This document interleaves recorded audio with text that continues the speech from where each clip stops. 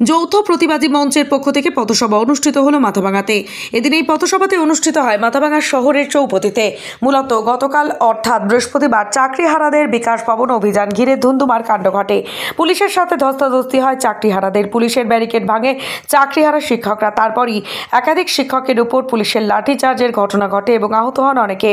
তারই প্রতিবাদে এদিন যৌথ প্রতিবাদী মঞ্চের ডাকে এই প্রতিবাদী সভা অনুষ্ঠিত হয় মাথাভাঙা চৌপতিতে। এই প্রতিবাদ সভায় অংশ নেন 2016 সালের কিছু শিক্ষকেরাও। তারা প্রত্যেকেই দাবি করেন যথাযথ মর্যাদার সাথে তাদের কাছে পুনর্বহাল রাখতে হবে। এদিকে এদিনের এই প্রতিবাদী সভায় উল্লেখযোগ্যভাবে উপস্থিত হতে দেখা যায় অভয়া মঞ্চের ডক্টরস ফোরামের আহ্বায়ক ডক্টর পূর্ণব্রত গুণকেও।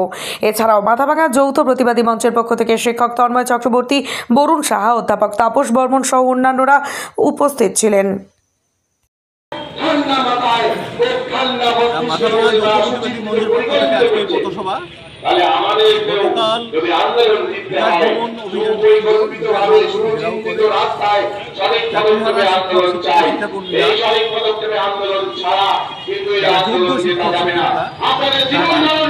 তাদের চাকরি ফিরিয়ে দেওয়া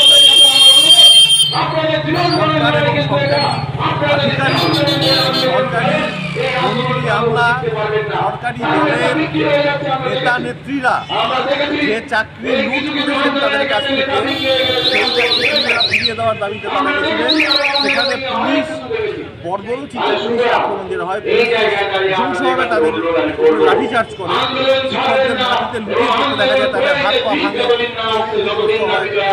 বহু মানুষ আহত হয়েছেন। শিক্ষকদের উপরে শুধু এই আক্রমণ নয়, আমরা মনে করি সমগ্র শিক্ষা ব্যবস্থার উপরে আক্রমণ। এই আক্রমণ কোনো প্রক্রিয়া না, দুর্নীতি, কেনাবেচা, এই স্কুল সরকারি শিক্ষা ব্যবস্থাকে ধুলোয় মিশিয়ে দেওয়ার চেষ্টা এবং সরকারের সহানুভূতিশীল থাকার যে মুখোশ এবং ভান প্রকাশ্যে এসে গেছে। এই প্রতিবাদে এবং আন্দোলনের প্রতি সংহতি জ্ঞাপন করতে আমরা আয়োজন করেছি।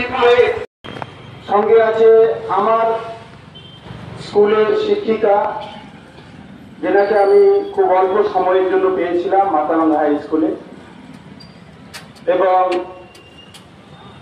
আমার সামনে মাথাভাঙার আপামর জনগণ। সবার কাছে আমি আজকে এই বার্তা নিয়ে এসেছি, যে জন্য আজকে এই সভার আয়োজন করা হয়েছে, যাদের জন্য এই সভার আয়োজন করা হয়েছে, সেই দুর্ভাগ্য